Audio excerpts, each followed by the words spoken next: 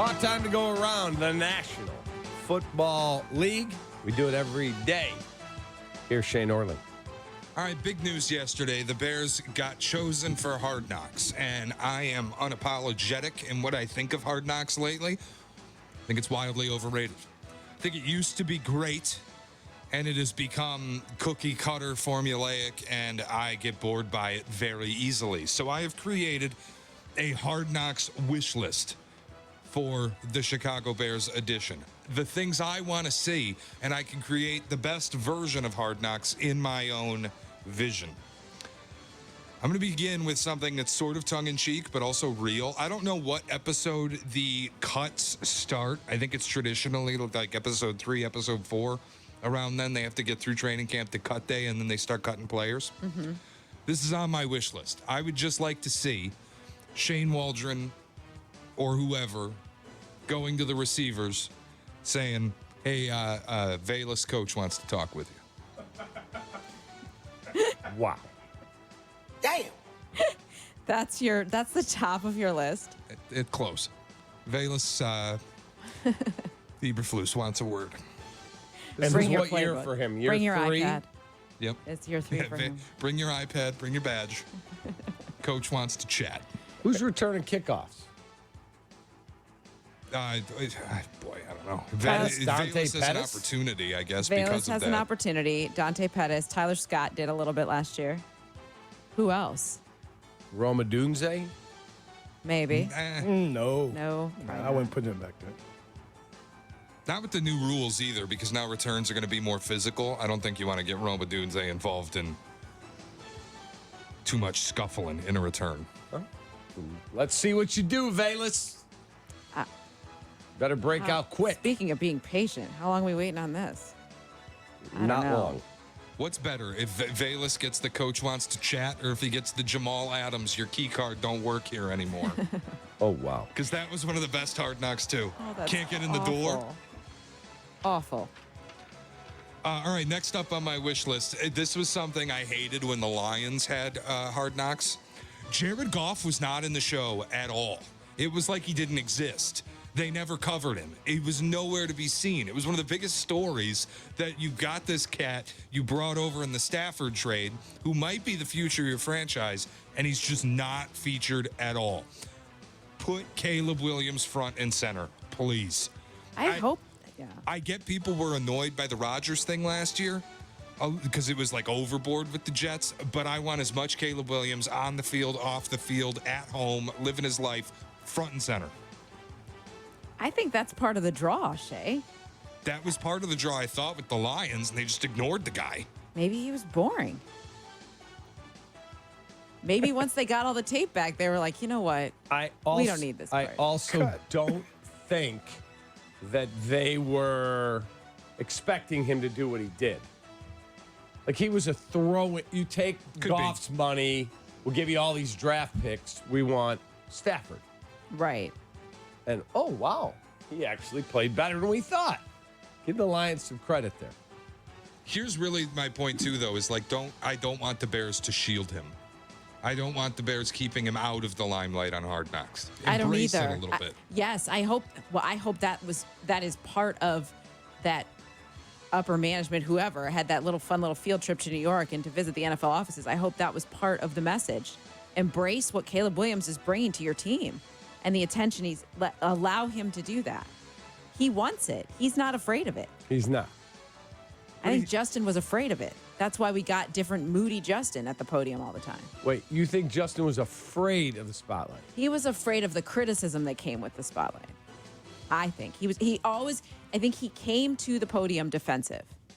I don't think it had anything to do with being afraid. I think it was, I'm put in a really tough situation. I got to answer all these, in his mind, silly questions or probing questions or dumb, whatever he wanted to think. And I got no chance here. You see who I'm throwing to? You see the game plan Nagy put out my first game and I got my head kicked in? What did he get sacked 9 times by Cleveland? Yeah. Myles Garrett lived in his... It was ridiculous in the backfield. So I think he was a frustrated cat. That's what I think. Yeah. Part of it. And he's probably in Pittsburgh at some point going, oh, Keenan Allen, that's nice. Oh, Roma Dunze, that must That be would've nice. been nice, Wow, yeah. 2 more additions on the O-line. Maybe they're not the best players, but they went and got Coleman Shelton. I had to deal with Lucas freaking Patrick Right. and Dan Feeney. Didn't Lucas Patrick get another opportunity? I think Lucas he just did. signed with New Orleans. That's it. I knew it. So, yeah. Outside of the quarterback, I think Hard Knocks lately has been a little too star-centric. What was so great about old Hard Knocks was it would connect you to the rookie kid, the long shot, or whoever. Like David Njoku, Yeah, remember? the Wasn't long that on the Browns Yep. one? He was trying to make the team. Now he's a stud. Yeah, he's a stud. That was the best thing about the show. You'd get connected to a guy working their ass off to compete and try to make a team.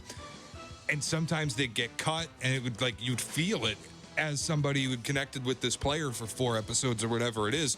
Or they would make the team, and then you'd be interested in watching how their season unfolds. What I don't need is the scene that really, it was the moment I turned Hard Knocks off, the Lions season. It was like 10 minutes of Aiden Hutchinson in his backyard with his family, talking family life. And I don't need that. The guy I know is going to be on the team for 5 years, I don't need the story on it. I want to connect to the long shot. It's called Hard Knocks. I want to see the guys who are living that life. Am I wrong? No, you're no, not. no, You're not no. wrong. You're not wrong. Right there. No, but Nope. it's like we've never had this. So any story they tell in their style with, is it Liev Schreiber? And well, Yeah. It's going to be cool as hell. It is going to be cool, and their access is going to bring us closer to the team than we ever could here in the city. We're going to see things and go, the Bears have that? Right. I never knew that. Right. Well, shame on them for being so tough to get content. Right. Yeah. Made it so hard. Yeah. I also want an extended lifestyle piece on Matt Eberflus's makeover. That I could get on board with that. Yeah. I'm in for that too. I want an HBO camera in his closet when he wakes up in the morning.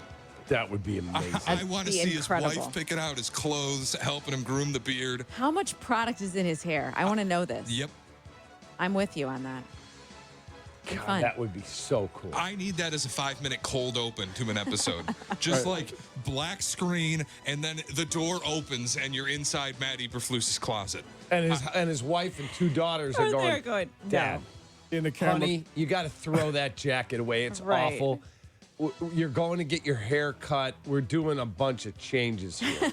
Then the camera cuts to him in the bathroom, putting the mousse in his hand. Yeah. Yes. Rubbing it together, spiking his hair back. Exactly. On speakerphone with Ryan Poles while he's putting the beard oil I used to in. be a big product in the hair guy. Really? My hair I was don't know if I ever my hair know was what you look like with about as hair. long as yours. Stop the Let me see the insanity. back. It's long. My hair was close to that. My hair was What? yes.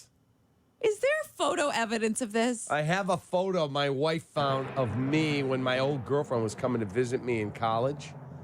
Yeah. I remember I had gone and gotten a haircut, and it's still the flow, like Oh my like gosh. back here. I'll show it to you. I have it. Oh my gosh. It's ridiculous. I don't know if I'm ready. It's I'm ready. ridiculous. Yep. I had a lot of hair. So Did you have a perm? I did not ever get a perm, but if you Did go you back think and about find it? the pictures of me coaching Yeah. in the late 80s or scouting, I had the Pat Riley here all the way Wow. back with tons of moose and I was everything. going to say, what kind of products? Mousse? Moose. Yep. Yep. You shaking that mousse bottle and That's foaming it. it up. That was I it. can't- That's it. Now I got nothing. Oh my God. Welcome to the club, buddy. That's it, Jay Moore. That's it. Oh my So, God. All right. We will talk to Jesse Rogers. He will join us next to talk about the train wreck that is the Cubs.